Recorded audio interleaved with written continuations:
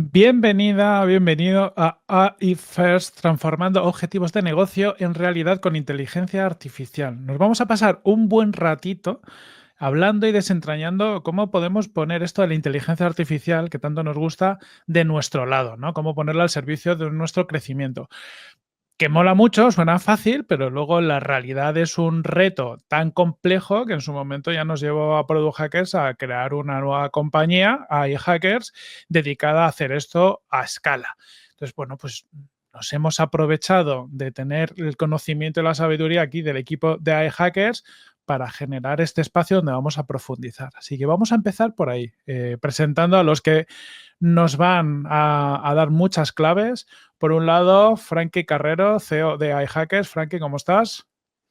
Muy bien, muy buenas tardes, Corti, y muy buenas tardes a todos los que estáis aquí escuchándonos y viéndonos hoy. Eso es. También tenemos a Lu Martín, CTO de iHackers. ¿Cómo estás, Lu?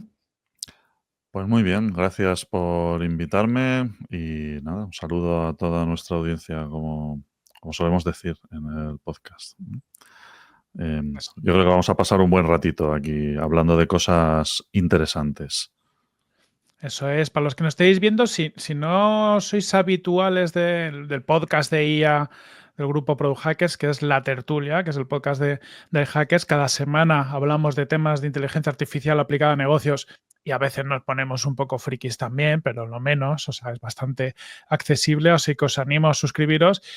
Y hoy vamos a entrar en materia. Por si alguien no nos conoce de todas formas, para ubicar muy rápidamente a Frankie y a Lu. Frankie, empezamos por ti. Nada, 30 segundos. Breve bio. ¿Qué sabes tú? ¿Por qué sabes de inteligencia artificial?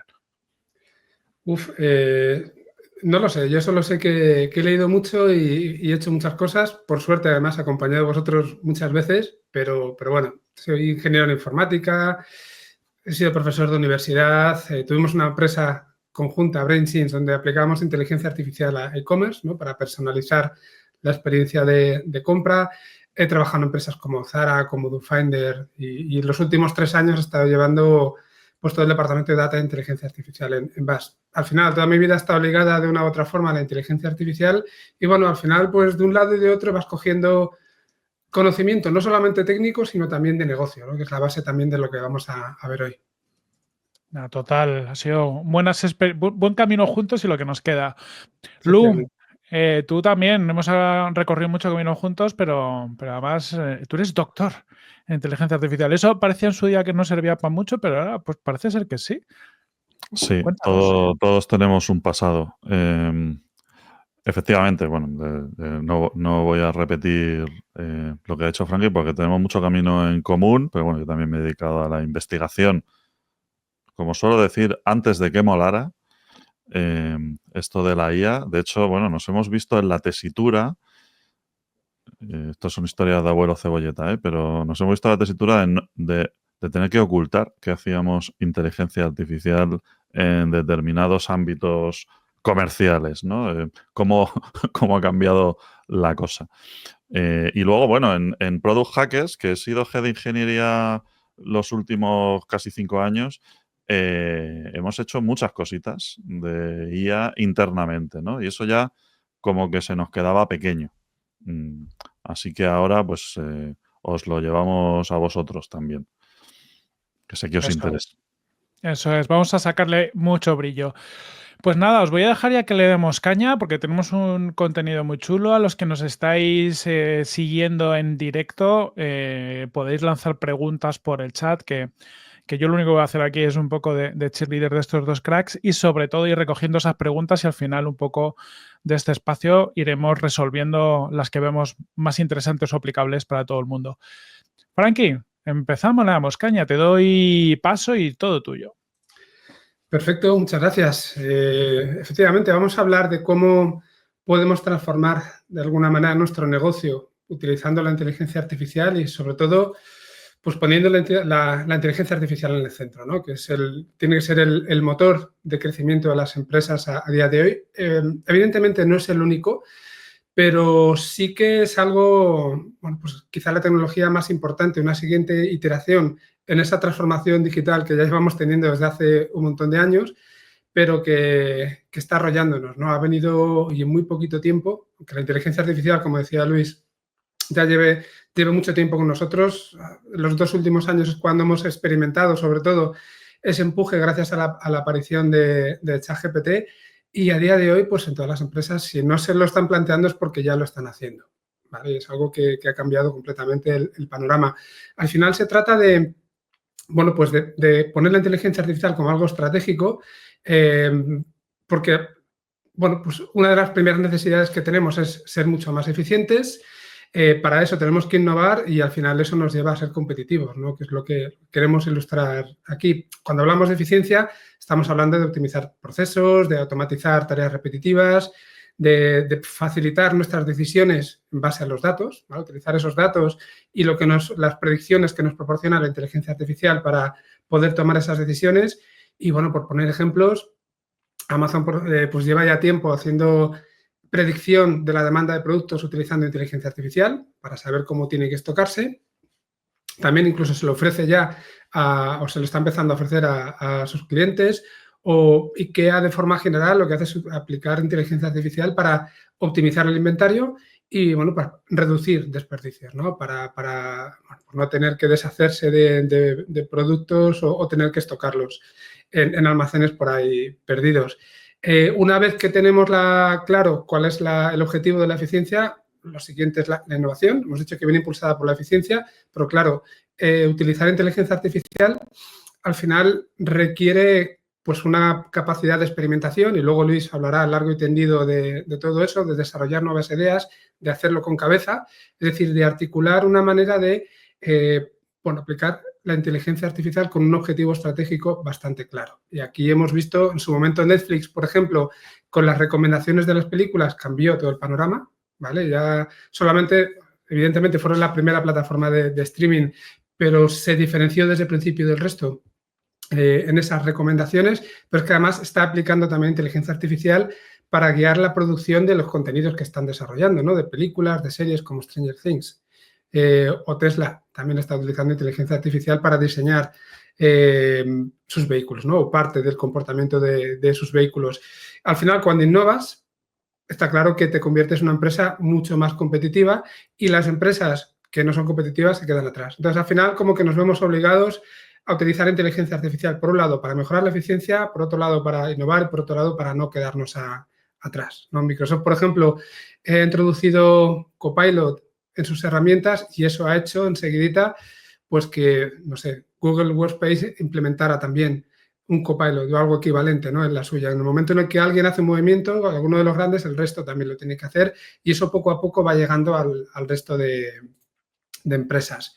Pero claro, este enfoque AI First tampoco es algo tan sencillo de primeras. Cuando naces con mentalidad AI Native porque eres una empresa nueva que ya tienes de principio la inteligencia artificial en el centro, no es que sea fácil, pero todo es como mucho más natural. No tienes que lidiar, si queréis, con una transformación cultural, con una manera de hacer las cosas que ha venido siendo de una forma específica durante mucho tiempo y que ahora hay que cambiar. Hay que hacer una transformación de la empresa desde lo más tradicional, desde la cultura más tradicional, hacia ese enfoque AI First. Y eso presenta una serie de desafíos que yo creo que a muchos seguramente de los que estáis aquí os sonarán.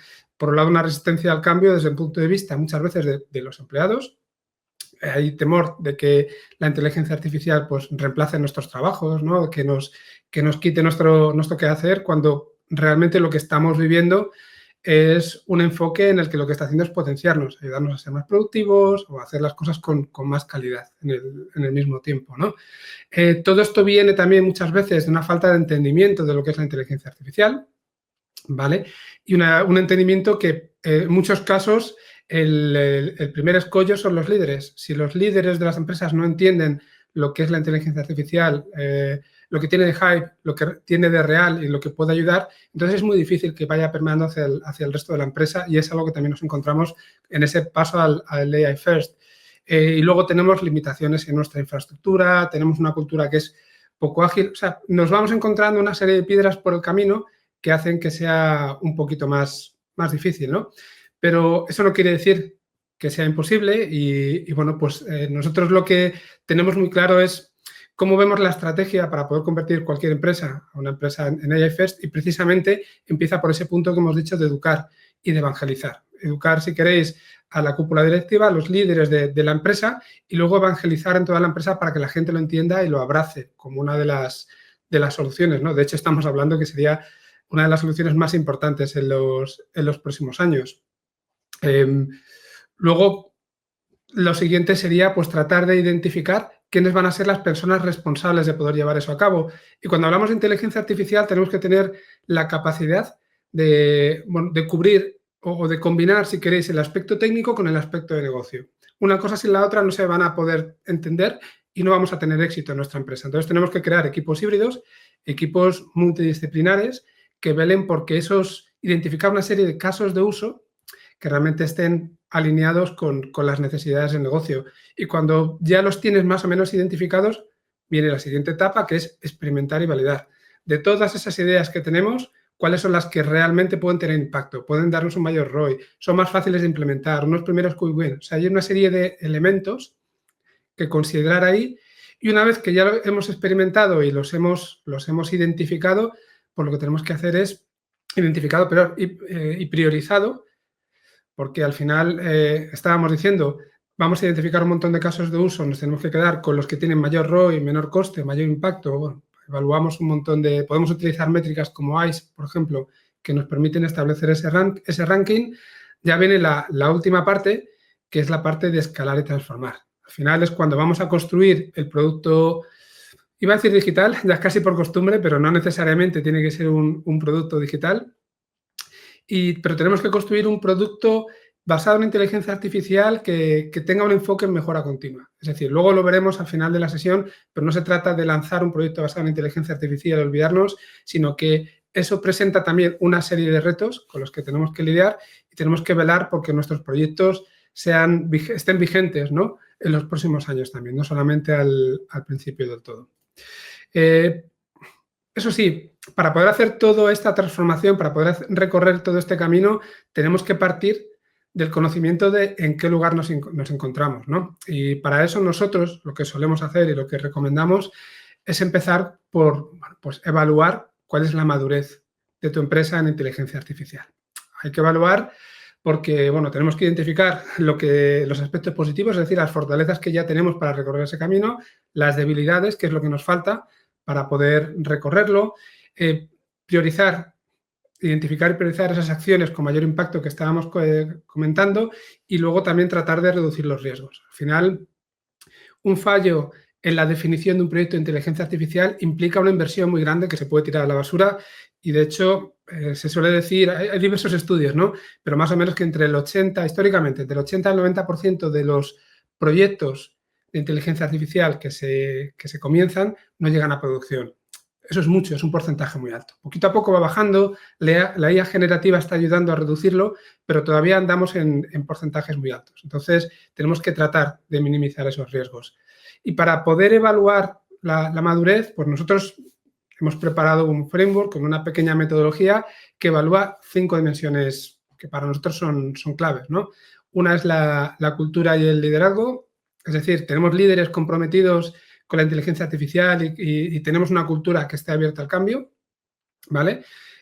Bueno, la respuesta puede ser sí o no dentro de un rango, no pasa nada porque sea no. Al final, como decía, tenemos que saber dónde estamos. Y aquí, uy, ¿qué ha pasado? Que se me ha ido la presentación. Ahora ya se ve bien, ¿verdad? Perdonad. Luego también tenemos que evaluar nuestra infraestructura tecnológica. Dependiendo de la empresa, pues podemos tener datos o no, que sean accesibles. Podemos tener a lo mejor los datos, pero no tener un sistema que nos permita gestionarlos de forma adecuada. Tenemos que evaluar también los datos en sí mismos, cuál es la calidad, cuál es la disponibilidad. Tenemos que evaluar el equipo, las personas, el talento que tenemos. Y luego también, desde cierto punto de vista, pues temas relacionados con la ética, que está muy asociada a la inteligencia artificial, como sabéis, con toda esa parte de sesgos, transparencia, y también si tenemos un gobierno de todas las aplicaciones. Vamos a desarrollar inteligencia artificial, bueno, pues vamos a tratar de que se haga con cabeza, de que no se desarrolle el mismo proyecto en diferentes departamentos y que se reaproveche, ¿no? Llevar un cierto control, igual que lo llevamos con otros aspectos de de nuestra empresa. Al final, en resumen, tenemos que hacer un diagnóstico inicial, tenemos que desarrollar un roadmap de proyectos, tenemos que hacer una experimentación controlada y luego, a partir de ahí, tenemos que escalar, ya desarrollar los proyectos y llevarlos a producción. Entonces, en las próximas slides, Lu nos va a contar esa metodología de experimentación, pero os voy a enseñar en un momentito, si no, no cambies, por favor, os voy a enseñar en un momentito un ejemplo de ese framework, ¿vale?, que estábamos comentando. Esto es con un cliente para que veáis más o menos la pinta que tiene. Y esto es algo que también os podremos compartir para que lo podéis utilizar vosotros. Y como os estaba comentando, tenemos una serie de preguntas que están agrupadas por las dimensiones que estábamos viendo: estrategia, infraestructura, datos, bueno, las que hemos visto.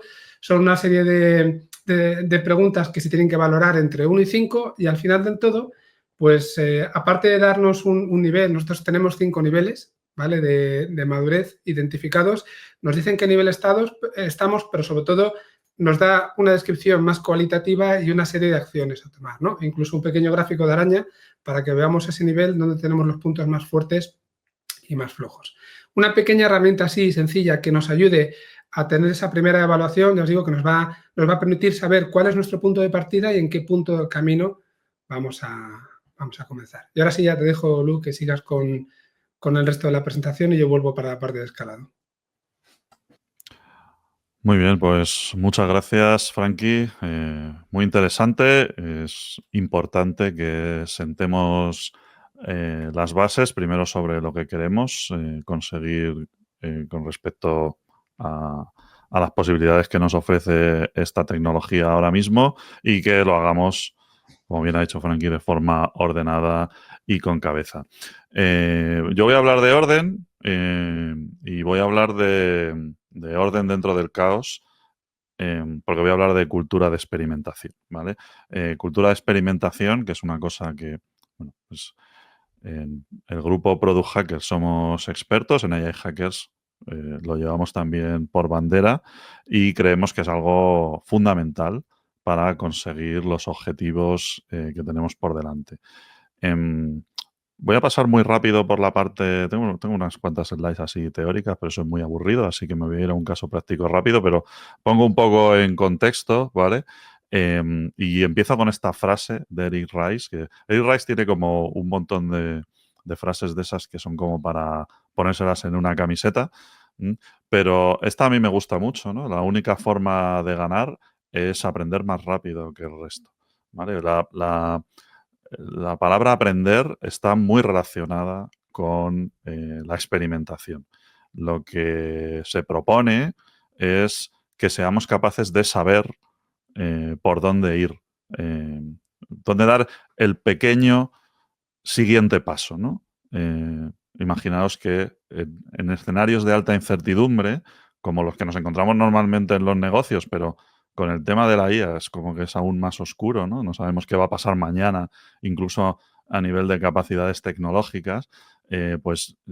Si tenemos que avanzar por ese bosque oscuro, no parece la mejor solución decir, voy a seguir en línea recta durante 10 kilómetros y rezo por no estrellarme contra un árbol. Pues un poco lo que se propone con la experimentación es ese enfoque lean, ¿no? De ir dando pequeños pasos, midiendo, corrigiendo el volante, ¿vale? No me enrollo, ¿vale? Soy muy dado a esto. Tengo un cronómetro, por cierto.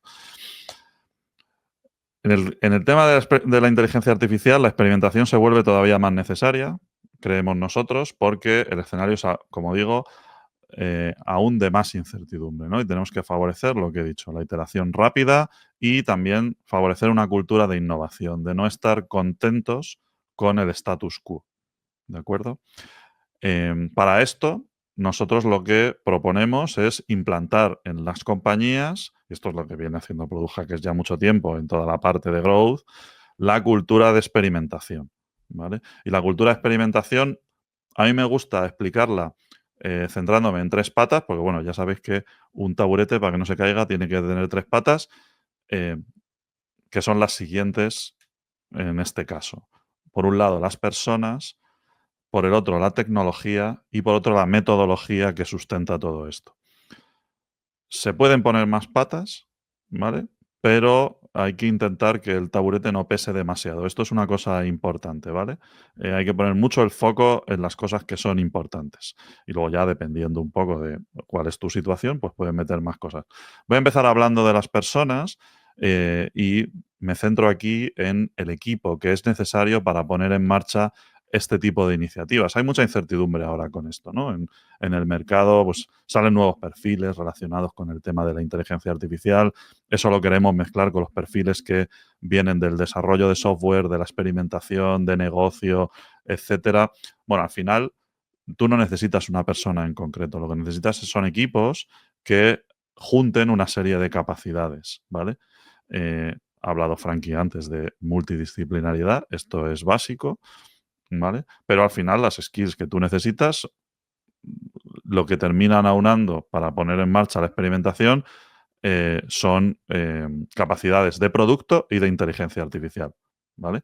De producto, porque tienes que tener a gente que sea capaz de identificar problemas, oportunidades, que sea capaz de prototipar, de ponerse del lado del usuario, de tener mucha comunicación, recoger feedback, accionarlo, evaluar el impacto y luego necesitas también capacidades y criterio con respecto a la tecnología, ¿vale?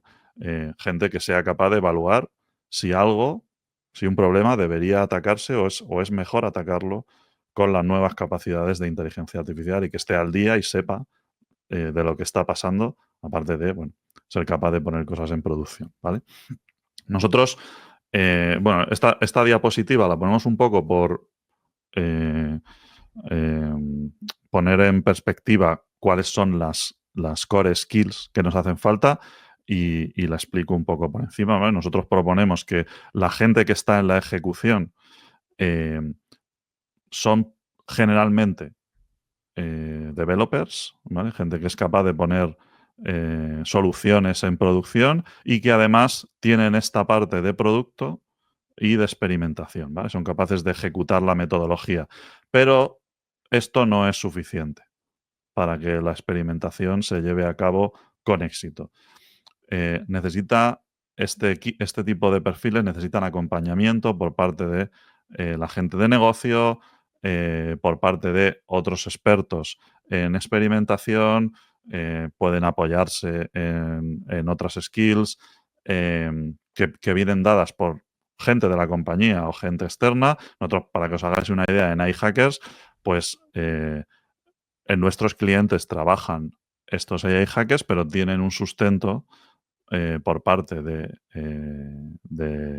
nuestra central que les da toda esa parte que les falta. También puede venir complementada por equipos de la propia compañía. Y de esa manera todo el mundo se empapa un poco de esta cultura, ¿vale? En cuanto a lo que es la tecnología, bueno, yo aquí lo divido en tres ejes que, bueno, esto es muy fácil de entender. Tres tipos de empresa, de manera muy sencillita. Si eres una startup, pues lo que tienes que hacer es utilizar la tecnología que tienes a mano, hacer cosas y no preguntarle a nadie, ¿vale? Aquello que se dice de mejor pedir perdón que pedir permiso, pues te lo puedes permitir cuando eres una startup. Algunos estaréis en esta situación, otros no, ¿vale? Pero si eres una startup, hoy en día tienes muchas herramientas con las que puedes hacer prototipos rápido, experimentar y, como decían en Facebook, moverte rápido y romper cosas.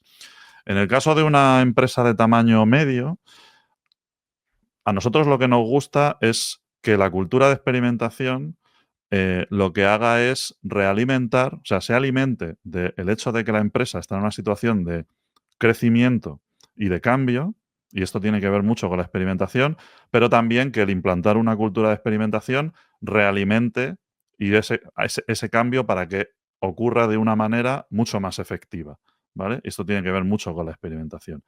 En el caso de la gran empresa, pues ya tenemos sistemas montados, no te los puedes saltar, y aquí lo que necesitas es llevarte bien con todo el mundo, ¿vale? Tienes gente de infraestructura, de ciberseguridad, de compliance, etcétera, y tienes que cumplir con las políticas. En este caso, normalmente lo que se montan son sandbox de experimentación que están aislados, que cumplen con las políticas. Toda la complejidad de montar estos sandbox te las llevas a la izquierda, como se suele decir, ¿no? Al principio del proyecto. A la izquierda es a la izquierda en Jira. Eh, y, Y entonces te quitas toda esa complejidad al principio de esa inversión y eso te permite luego experimentar con mayor facilidad, ¿vale? Lo importante con todo esto es que no renuncies al moverte rápido. Tanto la cultura de experimentación te permite que en los casos en los que ya no eres una startup sigas aprendiendo rápidamente. Moverte rápido es aprender rápido, ¿vale? Ya no te puedes permitir romper cosas, evidentemente, pero sí que puedes aprovecharte de esto para mm, estar a la última, evaluar, medir, etcétera, ¿no? ¿Cuál es el enfoque? Y ya hablamos de metodología, ¿no? Que tiene Hackers para experimentar. Bueno, muy parecido si conocéis la metodología de Product Hackers, pues nos centramos en esto, pero al final es esto de, oye, yo me cuestiono lo que tengo sobre la mesa, ejecuto rápidamente, mido, aprendo y itero de nuevo. Para esto nosotros tenemos nuestro GoiTree, ¿vale? Si no conocéis el GoiTree, lo explico rapidísimamente. Es este framework que da soporte a toda la metodología de experimentación de Product Hackers, donde, bueno, pues se identifican goals alineados con nuestra North Star. A partir de esos goals se descubren oportunidades. Una vez identificadas estas oportunidades de atacar los goals, se vierten ideas y esas ideas, y aquí está el meollo, se validan a través de experimentos, ¿vale? Eh, Aquí ponemos un ejemplo muy, muy común de e-commerce, ¿no? Pues imaginaros que nuestro objetivo es maximizar el ingreso promedio por cliente. Vemos como oportunidad que no personalizamos nuestro e-commerce, no tenemos personalización de ningún tipo y se nos ocurren varias ideas de personalización. Por ejemplo, por un lado cross-selling, por otro lado ofrecer upselling, por otro lado ofrecer behavioral targeting, no lo sé. Estos son ideas. Las ideas están muy bien, pero si no las validas, pues no sabes si son las adecuadas. Para que os hagáis una idea, nunca mejor dicho, la métrica estándar de mercado es que una de cada 3 ideas aproximadamente es buena. ¿Cómo son las otras 2? No tan buenas. Quiere decir que no deberías meterte ahí, ¿vale? Los experimentos te sirven para esto, para tomar este tipo de decisiones. Pero bueno, dicho todo esto, que es un poco la parte teórica y aburrida, a mí lo que me gustaría es contaros una historia, ¿vale? Una historia de experimentación con inteligencia artificial. Y esto está basado en hechos reales. eh, y, y yo lo voy a enmarcar dentro de cosas que conocemos bien. Em, en una compañía llamada AI Hackers, que tiene como objetivo hacer que experimentación con sus clientes y que estos experimentos impacten positivamente en sus indicadores de negocio, en el ROI, etcétera, pues teníamos un problema y este problema era el de la rentabilidad por empleado. ¿Mm? Esto es algo que no sé si es vuestro caso, pero en consultoría es bastante importante, ¿vale? Teníamos que incrementar la rentabilidad por empleado para pues poder seguir adelante con el negocio. Y uno de los problemas que teníamos era que los onboardings eran demasiado lentos y caros, ¿vale? Esto era un problema que estaba claramente identificado. Cuando una nueva persona entraba en la empresa, tardaba un mínimo de 2 meses en ser productiva y poder ser asignada a un proyecto, ¿vale? Se hace un análisis de negocio y decimos, esto no puede ser. Para ser rentables necesitamos que la persona pueda ser asignada a un proyecto en poco más de un mes. ¿Cómo conseguimos esto? Bueno, pues después de hablar con mucha gente, hacer análisis internos, etcétera, pues nos damos cuenta de que estas personas en una empresa en la que somos full remote, se les asigna un buddy, que es como llamamos nosotros a la persona de referencia que te guía en tus primeros meses en la empresa, etcétera, pues estas personas están como un poco perdidas porque no saben dónde está, la documentación está muy dispersa, no saben cómo resolver sus dudas, están continuamente bombardeando a su buddy con dudas a través de mensajes privados por Slack, etcétera, y el proceso es bastante ineficiente. Entonces se le ocurre a alguien, al CTO, que es muy listo, se le ocurre que deberíamos hacer un chatbot, ¿vale? Tiene esta idea. Hemos hablado mucho de ideas. Deberíamos hacer un chatbot para consultar cualquier duda de documentación de la empresa. Para que os hagáis una idea, la documentación de la empresa está entre Notion, Slack, Jira, Zendesk, emails, otro tipo de mensajería, etcétera, ¿vale? También en Confluence, bueno, hay una diversidad de herramientas donde se pueden resolver este tipo de dudas y nadie tiene muy claro dónde está cada cosa, salvo que la gente que lleva ya mucho tiempo, ¿no?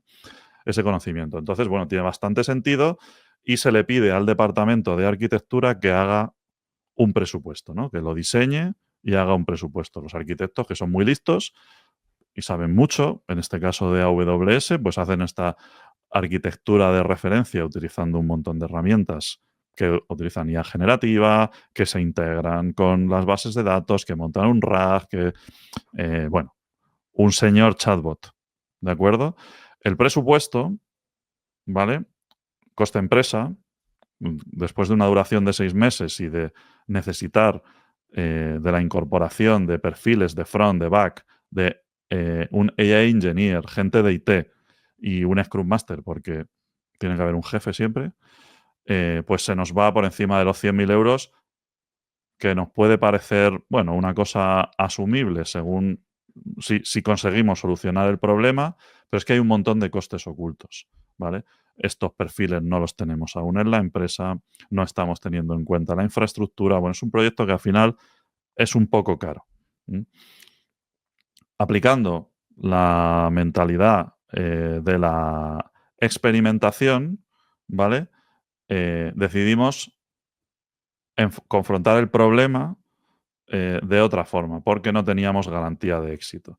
Y aquí voy a compartir secretos empresariales porque os voy a enseñar Experimentor, que es nuestra plataforma de gestión de toda la metodología de experimentación, ¿vale? En Experimentor, que es esta plataforma que nosotros usamos, tenemos expresados los objetivos de negocio que van alineados con esta parte de rentabilizar al empleado, ¿vale? Y hemos expresado como nuestro principal objetivo que necesitamos reducir un 30% el tiempo de onboarding, ¿vale? Necesitamos reducir un 30% el tiempo de onboarding para atacar una métrica que nosotros llamamos time to productivity, ¿vale? Que es el tiempo que tarda alguien en poder ser asignado a un proyecto, ¿vale? Tenemos que minimizar esto. Dentro de este objetivo, pues identificamos una serie de oportunidades que son pains, básicamente. Están expresados. Yo, como soy developer, expreso las oportunidades como en negativo siempre. Somos así.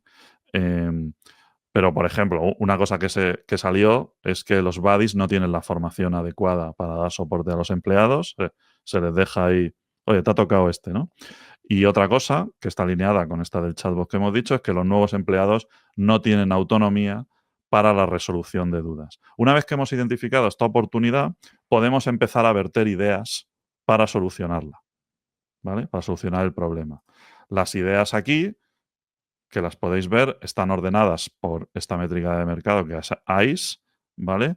Y las ideas que hemos identificado son crear un índice de documentación de manera automática con IA generativa y la otra, construir un asistente de acceso a la documentación de onboarding. Esta es una idea que está alineada con el proyecto, ¿os acordáis, no? Con la idea de nuestro CTO. ¿Qué pasa? Que la idea de nuestro CTO era una idea que no estaba validada. Nosotros aquí lo que planteamos es desarrollar experimentos para ver si tiene sentido hacer ese chatbot. Y lo primero que hicimos fue construir como experimento un chatbot que fuera capaz de responder preguntas en Slack sobre la metodología de desarrollo. Es decir, acotamos el problema solo a una parte de la documentación, un conjunto de preguntas muy concreto, lo ejecutamos de una manera muy barata. Aquí podéis ver el flujo de Make, que lo único que hace es estar escuchando en un canal mensajes en Slack y hay dos inteligencias artificiales. Una es un evaluador que dice, oye, esto es una pregunta sobre la metodología de desarrollo y decide sí o no, ¿vale? Y si es que sí, Eso se lo pasa a un assistant que nos hemos montado con OpenAI, que tiene acceso a la documentación de metodología de desarrollo y que puede responder esas preguntas. Y le responde en Slack, en el hilo de la conversación, a quien ha hecho la pregunta, identificándose como bot, ¿vale? Bueno, aquí no contamos mentiras, pero bueno, pues puede quedar satisfecho. Esto tardó 2 días en hacerlo uno de nuestros ingenieros, ¿vale? Y se puso en marcha para las 8 siguientes incorporaciones durante el siguiente mes. Para nuestra sorpresa, la métrica principal que estábamos utilizando para evaluar si el experimento era exitoso o no, que eran el ratio de mensajes privados que tenían estas nuevas incorporaciones con su buddy, aumentó, no disminuyó, cuando pusimos el bot en marcha. Se hace un research, se habla con la gente y lo que ocurre es que nos dimos cuenta de que los nuevos empleados no eran capaces de hacer las preguntas adecuadas. No conocen el lenguaje de la empresa, al final el bot les liaba más y terminaban preguntando a su buddy sobre las cosas que le había dicho el bot. Por lo tanto, lo estaba enfangando más. Fijaros lo que ha pasado aquí. Hemos hecho un experimento que ha invalidado la idea de construir el proyecto del que os he hablado al principio. Si lo hubiésemos hecho, seguramente hubiésemos gastado todo ese dinero, hecho el esfuerzo, como no funcionaba, lo hubiésemos intentado imponer, hubiésemos metido más gasolina y al final hubiésemos tenido un desperdicio brutal con algo que nos estaba perjudicando, ¿vale? ¿Qué pasó aquí? Pues que iteramos el experimento porque nosotros nos olíamos que había algo por ahí, ¿no? También hay que fiarse un poco de la intuición. Y lo que hicimos fue, después de hablar con la gente, pues desarrollar un chatbot, pero no para los nuevos empleados, sino para los buddies, ¿vale? Porque ellos lo que necesitan es una máquina que les diga rápidamente un enlace al que mandar a la gente, ¿vale? E ir construyendo una documentación más ordenada. Este segundo experimento lo pusimos en marcha de forma también muy barata y aquí sí que encontramos una satisfacción mucho mayor. Tardó un poco más de tiempo en tener efecto, pero los mensajes privados terminaron por reducirse. Conclusión, el proyecto que debíamos poner en marcha era el chatbot para los buddies, el asistente, no es un chatbot exactamente, ¿no? El asistente para los buddies, para ser mejor buddy, y no tanto un chatbot de resolución de dudas para nuevos empleados, ¿vale? Lo he contado muy rápido, ¿vale? Pero no quería enrollarme demasiado, pero como conclusiones. Al final, lo que nosotros queremos, como he dicho al principio, es aprender más rápido que el resto. Y lo que debemos tener en cuenta es que hay que llevar una contabilidad de la innovación. Es decir, está bien medir el ROI y cuando hagáis experimentos, intentad atacar indicadores de negocio, pero tenéis que tener una metodología que os permita saber cuánto habéis aprendido, saber por dónde habéis pasado, qué experimentos habéis hecho, qué ideas, etcétera, ¿vale? Necesitáis también, para meteros en esto de la IA rápidamente e implantarlo en la organización, rapidez y capacidad de iterar, ¿vale? Mediante la cultura de experimentación también seréis capaces de reducir el desperdicio. No haréis proyectos que no debíais haber hecho, aunque pareciesen muy obvios. Y esto tiene que ver con esto de dónde salen las ideas, ¿no? Las ideas en sí mismas, las ideas sin un framework, no son ideas felices, ¿vale? En algunos casos están bien, en la mayor parte de los casos están mal. Necesitamos ser capaces de validar rápidamente ideas que potencialmente tenían sentido de inicio, que están alineadas con mis KPIs, etcétera, ¿vale? Con mis objetivos de negocio, etcétera. Todo esto, el implantar la cultura de experimentación, pues favorece también dentro de la organización la cultura de aprendizaje continuo y además se invierte en todos los perfiles por el carácter multidisciplinar. Así que nosotros os recomendamos que pongáis en marcha este tipo de filosofía de desarrollo dentro de vuestra empresa, ¿vale? Y ya no me enrollo más, devuelvo la palabra a Frankie. Muchas gracias a todos. Pues muchas gracias a ti, Lu. Yo creo que queda claro que el diablo está en los detalles, ¿no? Y que al final hay que perder el miedo además a equivocarse, pero a equivocarse haciendo los experimentos con gaseosa, ¿no? Como se suele decir. Probamos cositas, juguetitos, vemos dónde está la chicha y a partir de ahí es cuando ya hacemos las inversiones adecuadas. Y es justo a lo que vamos. Vamos a esa parte final de escalar y de transformar, ¿no? Escalar los proyectos y al final transformar nuestra empresa y la manera de trabajar con nuestros empleados o con nuestros clientes, depende de la situación. Y aquí, bueno, pues tenemos que enfrentar una serie de retos y de decisiones también. Y la primera es qué estructura, qué equipos, qué tipo de equipos, cómo trabajo con ellos, cuáles son los que necesito, ¿no? Para poder escalar, para poder hacer ese desarrollo una vez que ya tengo identificadas cuáles son las ideas que van a tener impacto. Y bueno, pues tampoco hay mucha sorpresa porque realmente hay 3 opciones que suelen ser las más tradicionales. Puedo crear un equipo interno y esto, bueno, pues tiene sentido sobre todo para una empresa que sea madura, ¿vale? O que ya tenga cierta madurez con inteligencia artificial, que tenga un compromiso a largo plazo, ¿no? Que sepa que va a seguir invirtiendo en inteligencia artificial durante tiempo y tenga esa capacidad para reclutar, capacidad de conocimiento, ¿no? Para reclutar este tipo de perfiles que no es algo fácil. En el otro extremo, pues se puede subcontratar, se puede externalizar el desarrollo de un proyecto desde cero, lo de siempre. Establecemos especificaciones, vamos haciendo seguimientos y al final tendremos nuestro proyecto, porque va a ser nuestro, desarrollado con inteligencia artificial o para casos intermedios donde se está haciendo ese recorrido hacia la AI First Company, ¿no?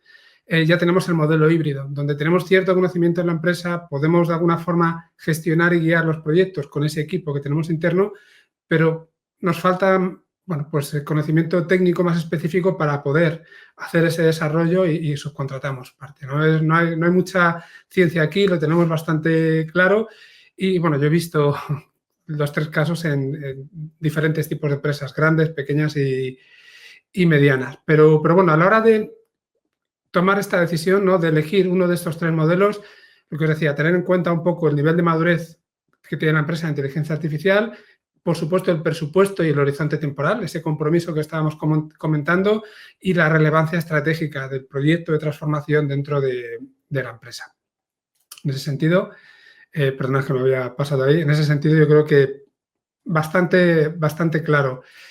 Pero llega un punto en el que si todo va bien, en algún momento ya tenemos un producto que hay que poner en producción. Y os decía antes que en el 80-90% de los casos lo que ha venido ocurriendo en los últimos años era que esos proyectos no llegaban a producción.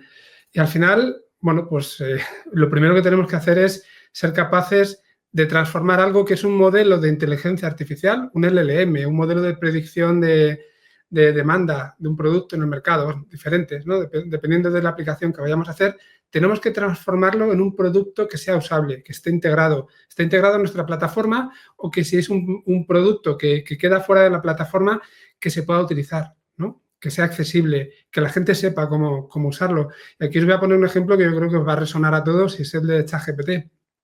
GPT como tal, de OpenAI, viene existiendo desde hace bastantes años ya. Hubo un GPT-2, o sea, un GPT, evidentemente, un GPT-2 que ya empezaba a ser algo, ¿no? Hubo un GPT-3 y hace 2 años, pues me ha hecho 2 años, hace muy poquitos días, se lanzó ChatGPT. ¿Cuál era la diferencia? Porque el modelo era el mismo. Pues la diferencia es que nos dieron a todo el mundo un producto muy sencillo, muy accesible, en el que simplemente se comportaba como un chat al que nosotros ya estábamos acostumbrados, pero detrás estaba ese modelo técnico tan complejo que hasta ese momento habían utilizado pues 4 frikis, por decirlo así, ¿no? Y entendedme bien, porque nosotros somos parte de esos frikis, ¿no?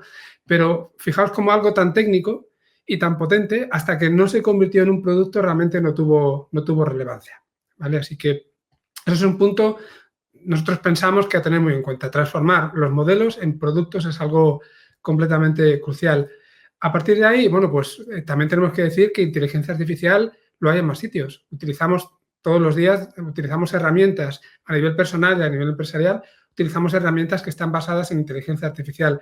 No nos referimos a eso como parte de la transformación digital, porque al final los modelos que están por debajo, los modelos de IA, para nosotros van a ser transparentes. Tenemos una interfaz, directamente la utilizamos y sea como sea que funcione por debajo, pues nos da resultado. Lo que estamos hablando es de generar, de desarrollar nosotros esos modelos y esos proyectos y esos productos al final del todo. Y claro, para que todo esto tenga sentido y funcione bien, pues estos productos tienen que tener una serie de características que por otro lado le pediríamos a cualquier producto. Una interfaz que sea intuitiva, que como decíamos antes esté integrado con plataformas de nuestra empresa o que esté integrado con dentro de nuestros flujos de trabajo, ¿no? De nuestros procesos, que también es importante que no nos saquen del proceso del día a día, porque si no al final estás metiendo ahí un punto de ruptura y muchas veces es una razón para negarnos a utilizarlo. Y luego también son productos que, como en otros casos, tienen que ser escalables y tienen que ser robustos, tienen que ser seguros, tienen que estar preparados para crecer junto con nosotros, ¿no? Con nuestro negocio. Y una vez que ya tenemos el producto en producción, no termina todo. Aquí esto podemos pensar, ya hemos hecho el trabajo, pero vienen otra vez una serie de elementos que son muy importantes y que a veces se nos escapan, y uno de ellos es el de la medición. Esto que acabo de poner en producción realmente está funcionando bien, lo está utilizando la gente. A lo mejor funcionaba bien al principio, pero por alguna razón está empezando a ir mal. Y lo que tenemos que hacer es definir una serie de métricas que estén claras desde el principio. Métricas que pueden ser operativas, por un lado, que lo que están haciendo es evaluar el rendimiento técnico de nuestro modelo, de nuestro producto, por ejemplo, la precisión, la velocidad de respuesta, cómo se reducen los errores, ¿no? Dependiendo de la aplicación que le estemos dando. O luego tenemos también una serie de métricas estratégicas que están más asociadas a evaluar el impacto en los objetivos de negocio, como puede ser el crecimiento de ingresos o la mejora de la experiencia del cliente. Poner un par de ejemplos, ¿no? Casi relacionados con las operativas, pero al revés.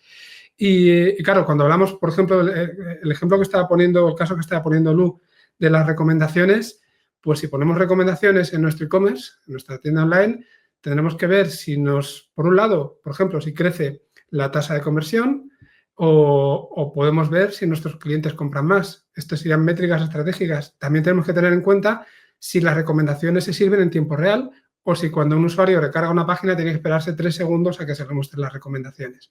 ¿Vale? Esto sería más una métrica operativa, por poner un ejemplo que yo creo que nos queda cercano. Y una vez que tenemos claras las métricas, pues tenemos que estar midiendo de forma continua. Tenemos que medir normalmente en etapas. Podemos medir primero cosas a corto plazo, una serie de indicadores inmediatos, como pueden ser pues, esas mejoras en tiempos de respuesta, ¿vale? De las recomendaciones, o la satisfacción inicial del cliente. Según ponemos las recomendaciones, se comportan bien, se sirven rápido, los clientes las están recibiendo, pero luego a largo plazo tenemos que ver cosas como la fidelización del cliente o como el retorno de la inversión, ¿no? Hay una serie de elementos que podemos medir en diferentes puntos, pero que tenemos que medir de forma continua. Y tenemos que tener un proceso que recupere todos los datos que son relevantes para poder hacer esas mediciones, o si no lo vamos a llevar un poquito claro. Y también hay que tener en cuenta que las métricas que estamos recogiendo, precisamente por esos enfoques que decíamos, van dirigidas a diferentes públicos y se las tenemos que dar a cada uno tal y como las necesita. Los técnicos van a necesitar pues, unos indicadores más detallados del rendimiento del modelo y de la accuracy, de la precisión del modelo, por ejemplo, y los stakeholders, los que son los decisores más de negocio, pues requieren estas métricas que están traducidas de alguna forma al impacto que tiene en el negocio, ¿no? Impacto financiero o impacto en la satisfacción del cliente que decíamos. Entonces, bueno, a cada uno le tenemos que servir lo que realmente necesita. Y al final eso, como organización, nos va a permitir tomar las decisiones correctas basadas en los datos y también alinear un poco los equipos, ¿no? Hemos dicho desde el principio, necesitamos equipos multidisciplinares. Bueno, pues las mediciones también tienen que tener en cuenta esa multidisciplinaridad de nuestros equipos. Y, por supuesto, que tenemos que tener en todo este proceso, de alguna manera, al usuario en el centro. El usuario que puede ser el cliente final o el usuario que puede ser nuestro empleado. Y en muchas ocasiones, un proyecto, un producto de inteligencia artificial, pues requiere formación y comunicación. El ejemplo que estaba poniendo Lu, del tema de ese pequeño chatbot por Slack, había que formar a los empleados después de lanzar el chatbot. Había que contarles cómo funcionaba, cómo había que usarlo y bueno, y luego al revés también, recibir el feedback y adaptarlo. Estamos hablando, fijaos, de gestión del cambio, ¿vale? De ese proceso que hay cuando ya estamos instalando, cuando ya tenemos instalado el producto. Tenemos que darle esa opción, como decíamos, de tener una interfaz amigable y una solución accesible. En el caso concreto de de iHackers que contaba Lu a través de Slack. Algo muy sencillito, ¿no? Pero si nos lo llevamos a un producto en producción, igual tenemos que hacerlo de otra manera. Igual tiene que estar integrado en otra herramienta de la propia empresa. Puede ser Slack todavía a lo mejor, pero igual para llevar algo a producción tenemos que hacerlo en otro sitio. Y como decíamos, hay que ver si la solución está siendo utilizada. Si al final tenemos algo que funciona muy bien, pero nadie la usa, tenemos que detectarlo y forma parte de ese proceso de gestión del cambio que estábamos comentando. Y como comentaba antes también, es algo que no termina. Entramos en un proceso iterativo donde tenemos que hacer un mantenimiento continuo de los modelos. Las recomendaciones que estábamos comentando antes, cuando las lanzas, pues es posible que funcionen muy bien, pero tienen que ir adaptándose. Los modelos que recomiendan productos tienen que ir adaptándose a cómo cambia tu catálogo, a cómo cambia el comportamiento de los usuarios, a cómo cambia el mercado. De hecho, puede haber hasta en Amazon en tiempos, había hasta SEO para las recomendaciones, ¿no? Había gente que pagaban a otros para que hicieran clics en recomendaciones de manera que fueran subiendo más arriba. Eso al final lo consiguieron luchar contra ello, ¿no? Pero fijaos que hay un montón de elementos a tener en cuenta y cuando lanzas, repito, el modelo al mundo, tenemos que estar manteniéndolos de manera continua. Esto implica que hay que tener una supervisión también en todo momento de la calidad del modelo, identificar desviaciones, sesgos, ver si se está degradando con el tiempo, como estábamos diciendo, y a partir de ahí también, incluso aunque el modelo funcione muy bien, tenemos que tratar de mejorarlo de manera continua. Y, bueno, pues al final tenemos que garantizar, ¿no? O tratar de garantizar que estas soluciones se adapten a lo que es la evolución de nuestro negocio. Entonces, de aquí yo creo que lo importante es eso. El trabajo no termina cuando lanzas, sino que cuando lanzas todavía queda muchísimo, muchísimo por hacer y bueno, hay que seguir. Esos equipos que hacen desarrollos también tienen que seguir manteniendo todos estos modelos, ¿no? Por eso es importante el saber cómo los vamos a gestionar.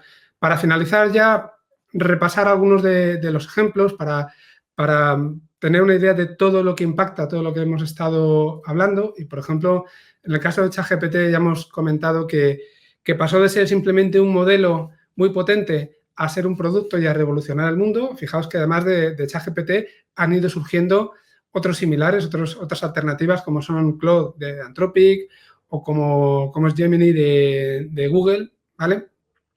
Y son otras aplicaciones que hacen exactamente lo mismo, mejor o peor, o a lo mejor con otros sesgos, pero al final han seguido el mismo modelo de chatbot, el mismo modelo de usabilidad y bueno, la lección aquí, si queréis, es que no nos vale con tener una tecnología que sea avanzada, sino que la tenemos que envolver de un producto que sea funcional, que sea comprensible, que sea fácil de usar por el cliente final, ¿no?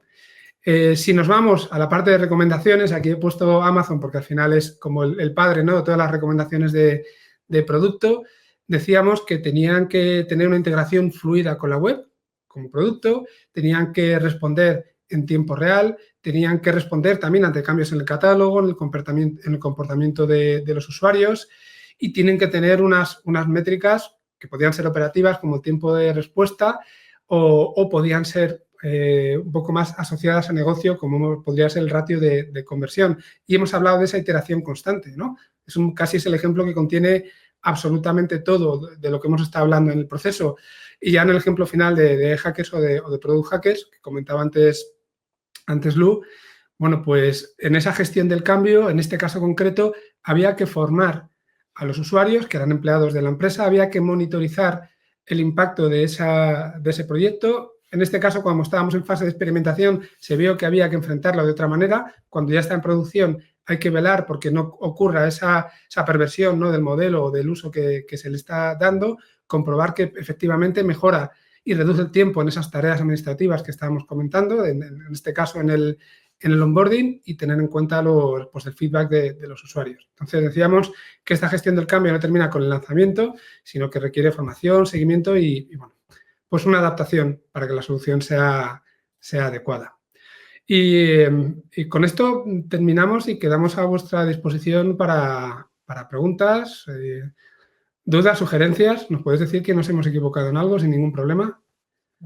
Corti, te dejo la palabra a ti. Yo, como está aquí como espectador objetivo tomando notas y aprendiendo, creo que habéis compartido cosas muy interesantes.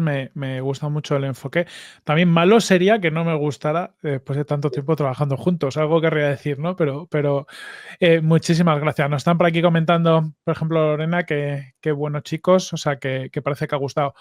Mientras alguien se anima a hacer alguna pregunta o no, dejamos un ratito aquí para que nos la lance por el chat. Yo quiero haceros una pregunta, ¿no? Porque hemos hablado de, oye, cómo como compañía podemos empezar a tratar de ser AI first, detectando esas oportunidades donde la inteligencia artificial puede ser transformadora y, como bien habéis hecho, con un framework que nos permite experimentar hasta encontrar esas palancas. Pero voy a dar un paso antes. ¿Cómo de importante es ser una compañía AI first o estar evolucionando hacia ello? Y sé que es algo seguramente subjetivo, pero me gustaría conocer vuestra opinión, ¿no? De la importancia de decidir como empresa ir hacia ser AI first o dejar esa ola de lado o lo que sea. Yo le daría la vuelta, ¿no? O sea, ¿cómo de importante puede ser no hacerlo? Es decir, esto ya es un tema casi basado en la intuición, ¿no? Pero uno mira a su alrededor y ve lo que está pasando, ¿no? En el mundo. ¿Es una buena decisión decir no me subo a este carro? Por tener una primera piedra de toque, ¿eh? Luego, además, podemos hablar un poco de lo que, desde el punto de vista positivo, de lo que te puede aportar. Es decir, eh, si lo haces, tal y como yo lo veo, vas a conseguir que los problemas que tienes tengan soluciones mucho mejores, porque hoy en día y en los años venideros, porque esto ya sabéis que va cambiando a una velocidad de vértigo, cosas que hacíamos antes de manera muy ineficiente o que directamente no nos planteábamos ni abordar, ahora van a ser posibles de una manera relativamente económica. Entonces, si te subes al carro vas a tener esto. Pero es que yo lo veo al revés. Es que si no te subes, yo creo que, hablando mal, tienes los días contados. Va a ser muy difícil que una compañía sobreviva. Es como pensar ahora que una compañía puede vivir sin Internet, ¿no? Dentro de unos años esto va a ser así. Efectivamente, coincido, no podría ser tampoco de otra manera, ¿no? Pero yo, rescatando un poco casi la primera slide que poníamos, donde poníamos la inteligencia artificial en el centro y decíamos que era el motor para eficiencia, innovación y competitividad, ¿no? Y es lo que dice Lu. Si queremos ser competitivos, en el punto en el que estamos, en la competitividad puede haber muchos ejes, pero a día de hoy uno de los más claros, en muchos casos, es el de la inteligencia artificial. ¿Y por qué? Pues porque te hace más eficiente, te puede reducir costes en un momento determinado, te abre nuevas oportunidades de negocio, también te permite a lo mejor darle un mejor servicio al usuario, lo cual a lo mejor necesariamente no está ligado tanto a la eficiencia de una manera más pura, ¿no? Pero siempre te abre otras oportunidades. Te puede dar un mejor servicio al cliente, te puede traer, pues en el caso del e-commerce, un ticket de venta más alto, ¿no? Por poner un ejemplo, o una mayor recurrencia. O sea, hay muchos elementos que definen el servicio que nosotros damos a nuestros clientes, incluso aunque fabriquemos un producto, al final terminamos dando un servicio, ¿no? Como parte de todo eso. Y es lo que dice él, lo que dice Lu. Si no lo hacemos, nos quedamos atrás. Entonces, el tomar la decisión de no hacerlo, pues tiene que estar muy justificada, ¿no? Tienes que tener algún otro tipo de ventaja como para no dar ese paso, desde mi punto de vista. Muy, muy de acuerdo. Dice por aquí Lorena que yo creo que no hay dudas que hay que subirse a la ola de la IA. El problema es que las estructuras corporativas son más difíciles de cambiar, en estructuras corporativas es más difícil que cambie ese mindset. Totalmente de acuerdo. Al final, como pasó la transformación digital, que al final todo el mundo decía, bueno, esto va de personas, porque al final lo jorobado era cambiar a las personas, cambiar sus hábitos, cambiar su forma de trabajo, aquí va a ser lo mismo. Pero claro, como bien decía Lu, cuando dices, y si no me subo yo a la ola, lo que tenemos claro es que nuestra competencia o una parte de ella va a subirse a la ola. y la inteligencia artificial es suficientemente transformativa como para permitir que solo por eso, porque tu competencia de repente empiece a utilizar de forma inteligente la inteligencia artificial, va a ser mucho más eficiente. Entonces, al final, te va a llevar a una situación de desventaja. Nosotros ahí muchas veces lo hemos hablado, ¿no? Que la transformación artificial es como una orden de magnitud o varios órdenes de magnitud más potente que la digital, porque cuando hablábamos de la transformación digital, que yo soy un retailer, ya tengo un canal online, ayuda, te expande, pero no te hacía más eficiente. O sea, lo que hacía es te daba un nuevo canal de venta, te permite otra serie de cosas. Pero ser digital, de hecho, ha pasado con los e-commerce, ¿no? Que muchas veces el canal digital no es mucho más eficiente en costes que el canal físico porque hay una parte logística y otra serie de cosas. Pero claro, es que la IA, es lo que decís vosotros, es tan transformadora que va a hacer que los procesos, sean en físico o en digital, sean más eficientes. Y eso te cambia un poquito la película. Mira, pasamos. Pregunta nos hace aquí Alfredo. Muchas gracias por la pregunta. Dice, a la hora de experimentar, ¿probáis también en paralelo alternativas que no estén basadas en IA? Porque el resultado basado en IA puede ser bueno, pero quizás en ocasiones no compensa el sobrecoste. Muy buena pregunta. Permíteme, Lu, porque Alfredo le conozco, trabajó conmigo en BAS, ¿vale? Pues entonces ya sabe lo que vas a decir. Efectivamente. Le contesto muy rápidamente y luego tú ya le das más profundidad si quieres, ¿no? Pero, Alfredo, justo en el ejemplo que ponía Luz del GoTrip de e-commerce, ¿vale? Para mejorar el Customer Lifetime Value, uno de los experimentos precisamente que aparecía ahí era el de probar recomendaciones puestas a mano, seleccionadas a mano, frente a recomendaciones generadas con un algoritmo. Es decir, tener un pequeño algoritmo, hablábamos de Deep Learning en ese caso concreto, tener un pequeño algoritmo que fuera capaz de recomendar de manera automática, el experimento ahí está en ver si tiene mejor resultado, ¿no? Porque al final si haces un algoritmo, lo que tú estás diciendo, ¿no? De hecho, te estoy dando la razón. Si haces un algoritmo muy complejo, tarda mucho tiempo, es muy caro el mantenimiento y, bueno, pues todo lo que hemos estado comentando y a lo mejor te mejora nada o muy poquito esas recomendaciones manuales, pues ya tienes que ver, si poner esas recomendaciones manuales te lleva mucho tiempo, a lo mejor si el resultado es el mismo, pero la solución automatizada te resulta más barata, pues te puede ir bien, puede ser una decisión que tú tomes, ¿no? O al revés, o simplemente decir, bueno, esto no es viable para mí porque mis clientes no lo van a agradecer, ¿no?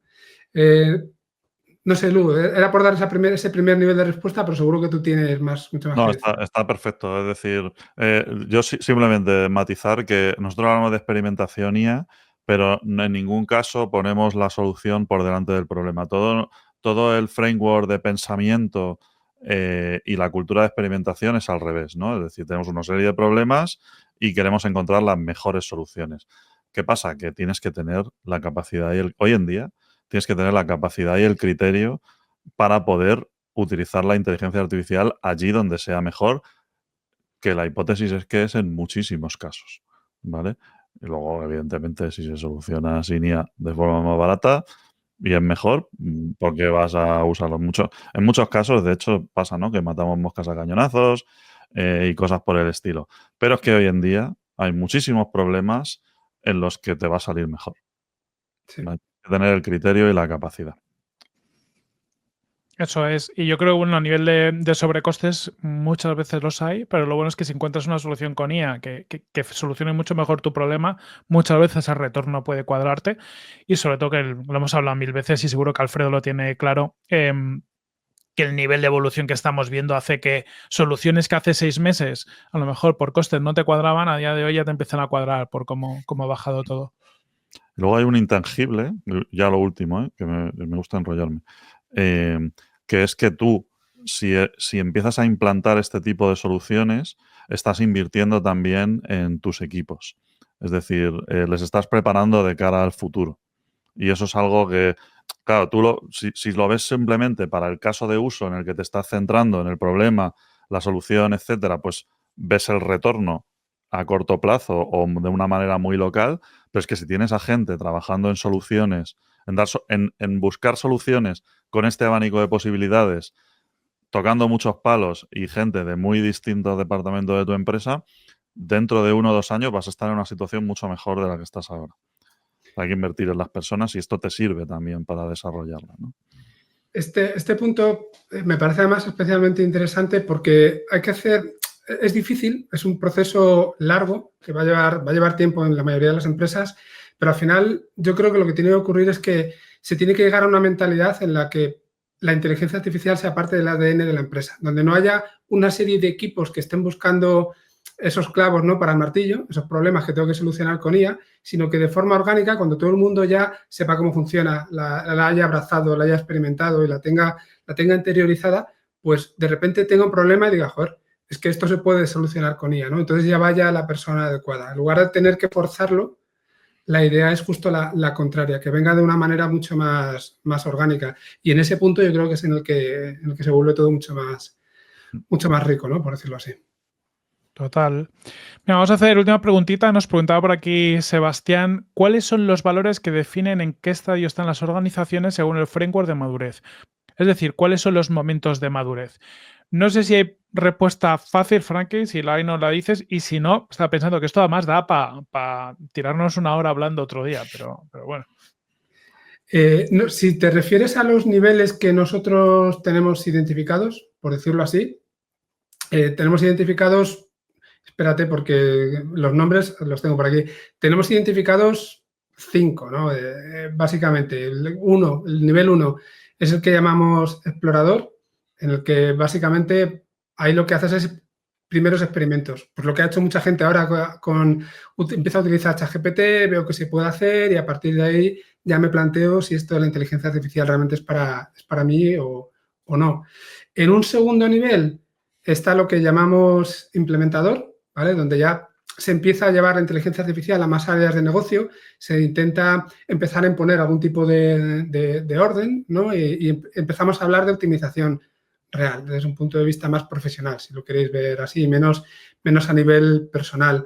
Y luego ya en el tercer nivel hay 5, ¿no? Entramos en la fase de optimización y aquí, bueno, pues ya empezamos casi a hablar de Big Data también, donde tiene sentido, ¿no? Empezamos a tratar grandes cantidades de datos, tomamos decisiones más estratégicas, no vamos haciendo una especie de guerrilla continua hasta que llegamos a algo, sino que empezamos a adoptar ya un enfoque mucho más estratégico y ya trabajamos mucho más la eficiencia. El nivel 4 ya sería el del líder, ¿no? Lo que llamamos el líder. Y en este caso concreto, bueno, pues ya sí que es cuando hablamos, si queréis, de esa innovación basada en inteligencia artificial que comentábamos antes. Ya hay muchas metodologías que están implantadas, ya la gente sabe cómo trabajar, sabe a quién acudir, puede haber una oficina, ¿vale?, de inteligencia artificial, si lo queréis llamar así, dentro de la propia empresa, y empezamos a tener esas diferencias competitivas. Ya no somos seguidores de la inteligencia artificial, sino que empezamos quizá a tener esas diferencias competitivas. Y ya en el último nivel, que hay muy poquitas empresas, yo diría, que estén ahí, hablamos del transformador. Del transformador que básicamente está revolucionando, está por delante del resto de empresas y está marcando el camino. Si queréis, OpenAI sería un ejemplo de esto, ¿vale? Y podríamos hablar de grandes empresas, también a veces pequeñas, que hacen aplicaciones nuevas o que bueno, cambian el paso al resto del mercado. Pero ya os digo, llegar aquí es algo que de momento yo creo que es no sé si para empresas que podamos contar con los dedos de una mano. Estos son los 5 niveles más o menos que nosotros tenemos identificados. Hay otros frameworks, ¿vale? De empresas más grandes que la nuestra, no hay mucha diferencia tampoco, ¿vale? Pero lo importante sí es tener saber, como decía al principio, en qué punto te encuentras para saber en qué parte del camino estás y qué te falta por recorrer y cuáles son los siguientes pasos. No sé si te he contestado, Sebastián, pero bueno. Yo creo que es buena respuesta. Yo me lo apunto como tema a tratar, ¿no? De cómo entrar en profundizar en la madurez. Nos da para o una carabela tertulia o un webinar algún día. Frankie, Lu, muchas gracias por este ratito, por compartir tanto. A los que nos estéis escuchando en directo o en diferido, muchísimas gracias. Compartir esto a alguien que le pueda interesar, que eso siempre ayuda. Si alguien ha escuchado algo que le ha interesado o estáis trabajando en proyectos de IA y yo qué sé, nos quieres contactar, podéis escribirnos a humanos@aehackers.es. Esa es la dirección en la que siempre contesta un humano. Cualquier otra dirección de hackers te puede contestar una máquina, o a info@producthackers.com. Y poco más, seguirnos también en la tertulia si os interesa la inteligencia artificial, tertulia.mumbler.io, y ahí os podéis suscribir a la newsletter de la tertulia, seguirnos en el podcast y escucharnos si os ha gustado. Volveremos con algún otro webinar de estos muy prontito. ¿Verdad, chicos? Eso es, más Eso, pronto que tarde. daremos guerra. Muchas gracias a todos por estar aquí. Muchas gracias a Abrazo muy todos. fuerte a Hasta todos. estas horas de la tarde y gracias a ti, Corti, también por guiarnos. Nada, un placer. Parece que ha gustado, así que volveremos. Muchas gracias a todos. Abrazo fuerte. Un abrazo, hasta luego. Hasta luego.